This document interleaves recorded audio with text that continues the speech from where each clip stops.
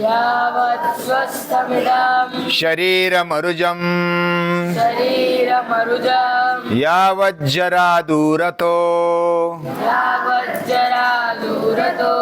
यावच्चेन्द्रिय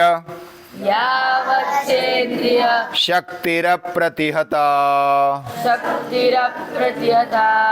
यावत्क्षयो नायुषा आत्मश्रेयसि तावदेव विदुषो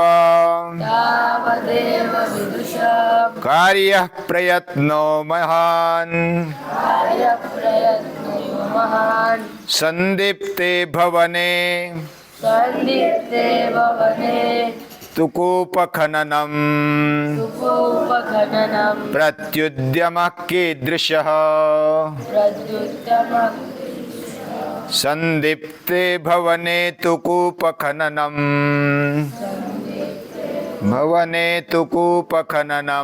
प्रत्युद्यमः कीदृशः।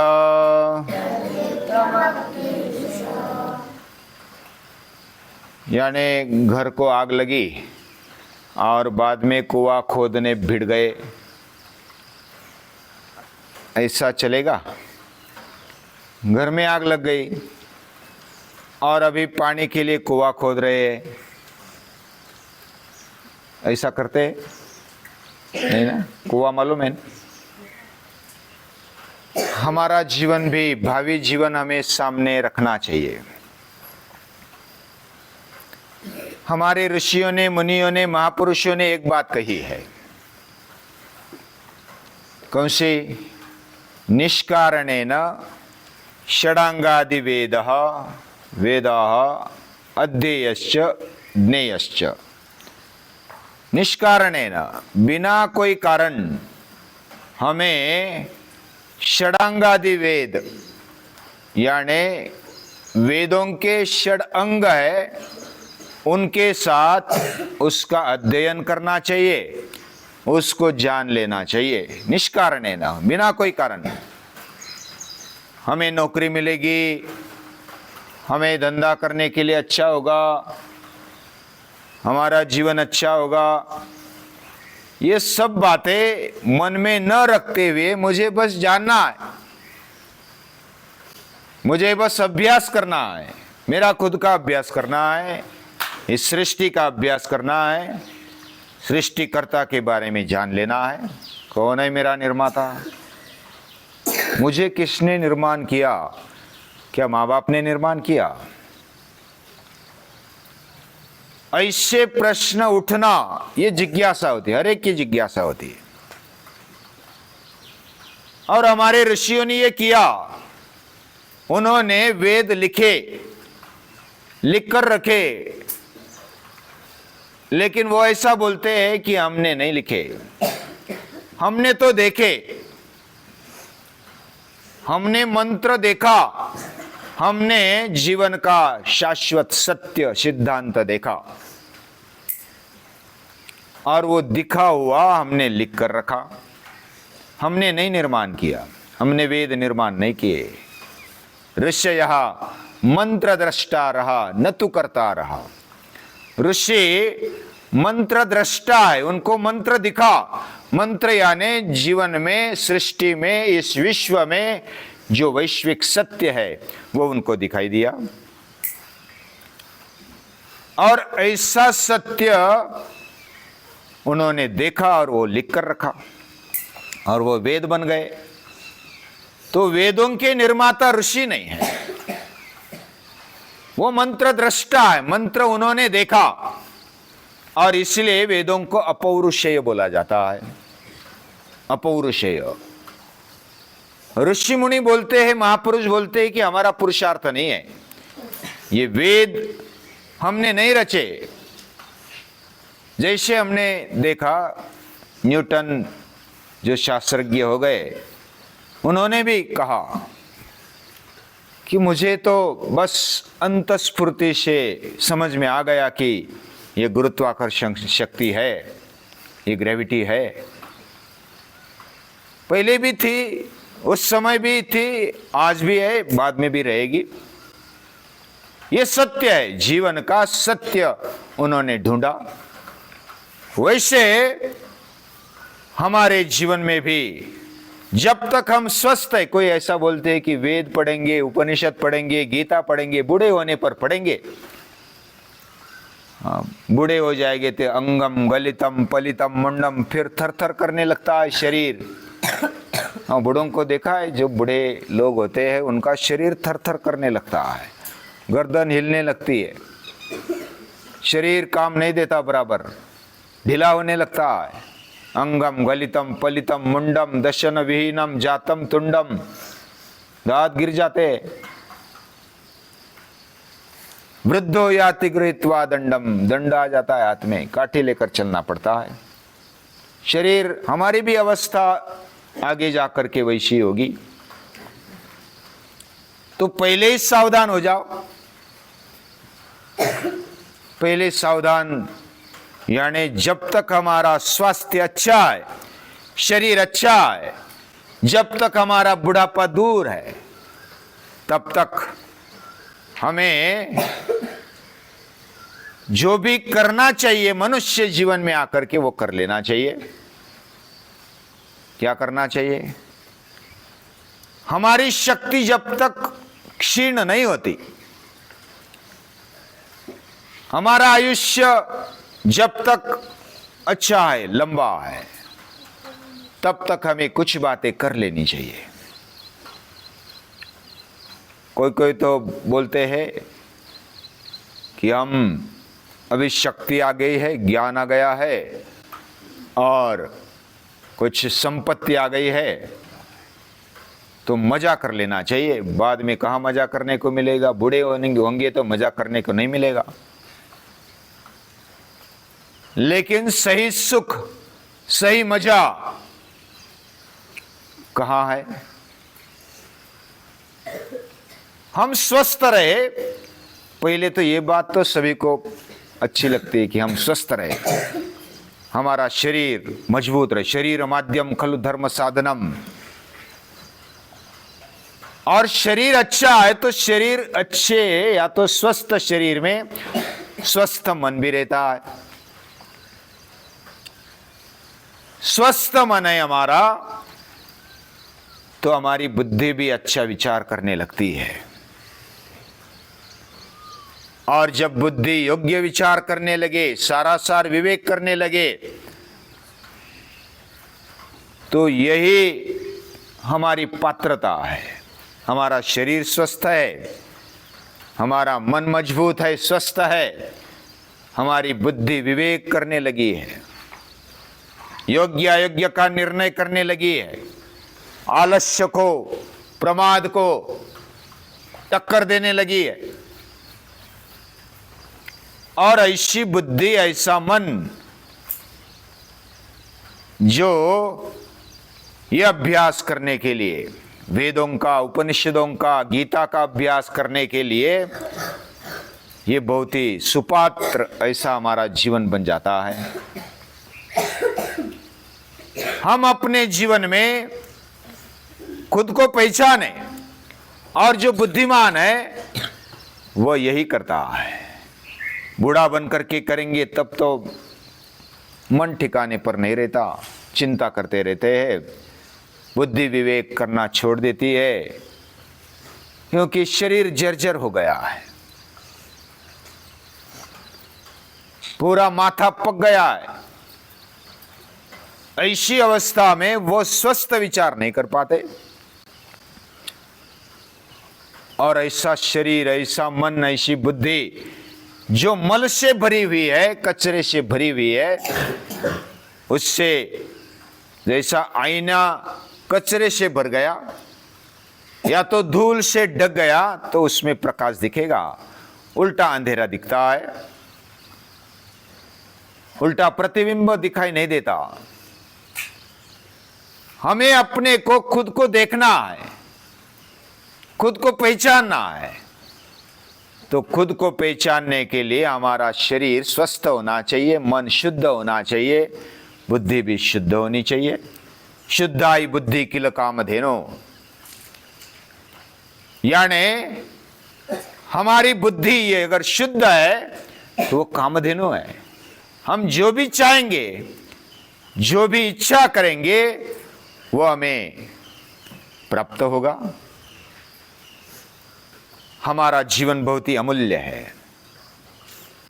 और जब तक जैसे बूढ़े हो जाएंगे तब हम करेंगे, पहचानेंगे अपने आप को, तब हमें समय मिलेगा।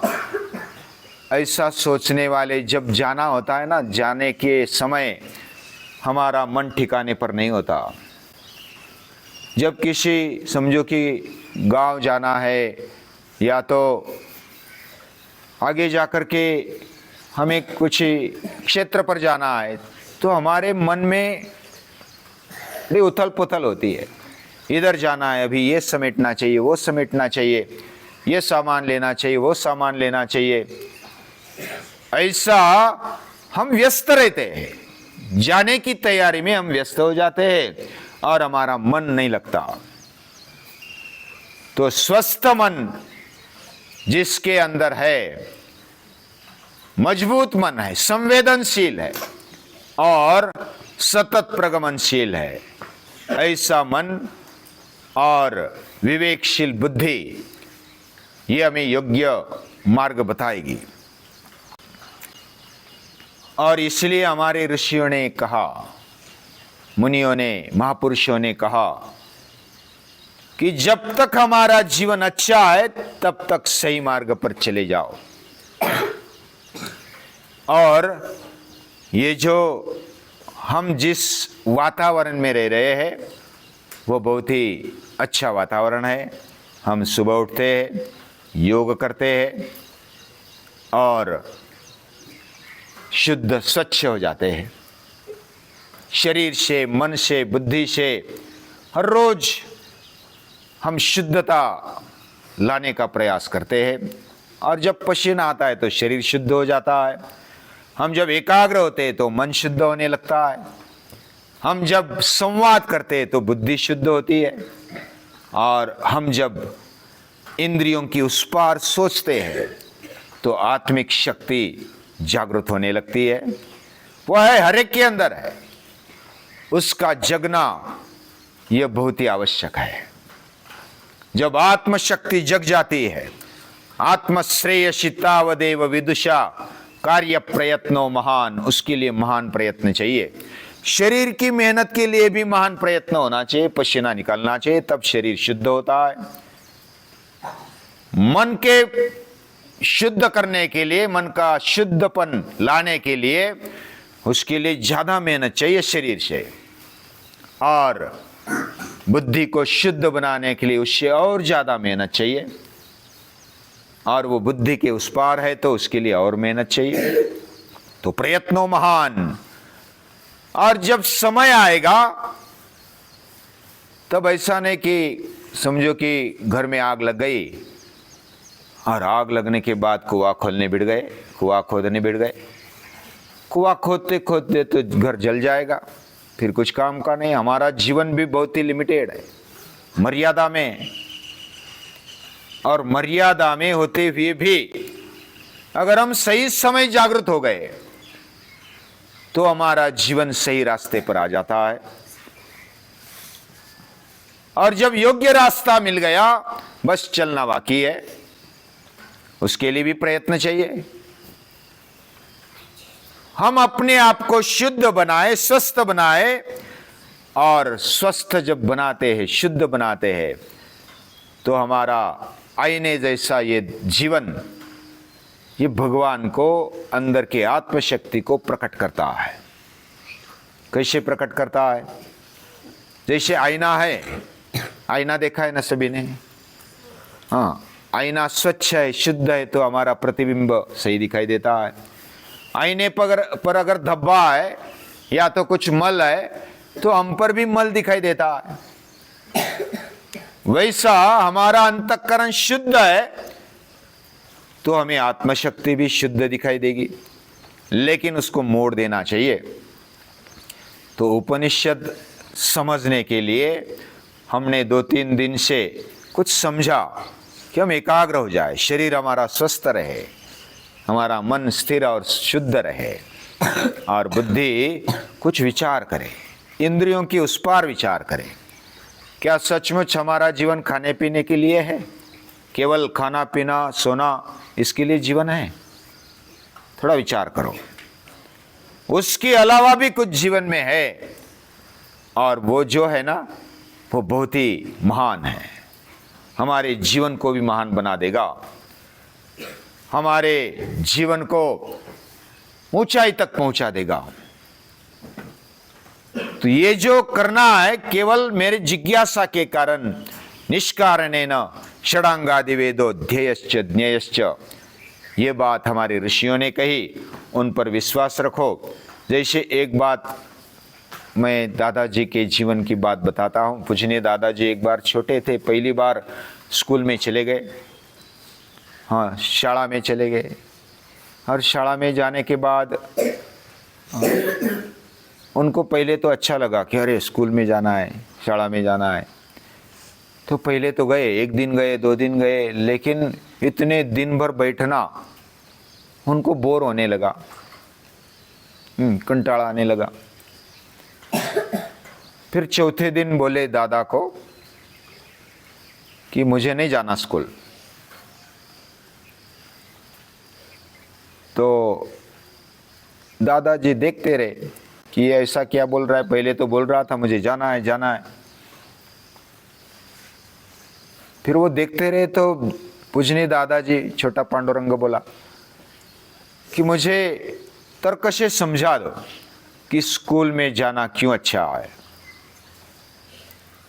तो दादाजी फिर भी कुछ नहीं बोले, देखते रहे, मैं नहीं जाऊंगा। तो दादाजी ने क्या किया, यानी दादाजी के दादाजी ने कान पकड़ा, चल तुझे स्कूल जाना है, बाकी कुछ मत सोच। यानी बचपन में हमें कोई कान पकड़ने वाला चाहिए, तब हम करते हैं। और दादा हमारी हितकारी है ना, हमारा कल्याण सोचते हैं, हमारा हित सोचते हैं। हमारे माँ बाप, हमारे दादा दादी, हमारे कुटुंबीय, कि तुझे बड़ा बनना है, उसके लिए बाकी कुछ कारण नहीं चाहिए। तुझे जीवन में अगर खड़ा होना है तो करना पड़ेगा। और ये तर्क से समझाने वाली बात नहीं होती। हमें अभ्यास के लिए, हमारा जीवन ऊंचा बनाने के लिए पढ़ना है। खुद समझ जाए तो ठीक है, नहीं तो दादा कान पकड़ते हैं। तो ये बात हमारे हित वाली है, हमारा कल्याण हो, इसके लिए हमारे दादा दादी, हमारे माता पिता ये प्रयत्नशील है। हमारे मन में उनके लिए सद्भाव है, बहुत ही प्रेम भरा ऐसा भाव है, और उनकी मनीषा, उनकी इच्छा पूर्ण हो, ऐसे हमारे जीवन में लगता है। उनको खुश करने के लिए, उनको प्रसन्न रखने के लिए, उनमें जो भी हमारे लिए जो सदिच्छा है, शुभेच्छा है, उसको पूरा करने के लिए हमें मेहनत करनी है। और ये मेहनत ये रंग लाएगी, हमारे जीवन को भी और बढ़ा देगी, हमारे माता पिता को आनंद देगी। हम श्लोक भी बोलते हैं, देवकी परमानंदम। बचपन में देवकी को छोड़ना पड़ा कृष्ण को, लेकिन फिर भी देवकी को परम आनंद देने वाला वही है। पास रहकर कृष्ण ने आनंद नहीं दिया, उसने कर्म करते हुए आनंद दिया है। देवकी माता को बचपन का जो कृष्ण है ना, वो देखने को नहीं मिला ज्यादा। सिर्फ जन्म हुआ देखा, फिर बाद में तो पूरा बड़ा हुआ, कंस को मारने के लिए आया, तब देखा कृष्ण को। उसने अपने कर्म से, अपने पुरुषार्थ से करके दिखाया और देवकी माता को परमानंद दे दिया। ऐसे हम भी कोशिश हमारे हाथ में है ना, हम भी करेंगे। हमारे माता पिता को, हमारे पूर्वजों को, ऋषियों को, मुनियों को आनंद हो, ऐसा हम जीवन जिए, ऐसी उनकी इच्छा है। ऐसी उपनिषद दादी माँ की इच्छा है, गीता माता की इच्छा है। उनको नमस्कार है।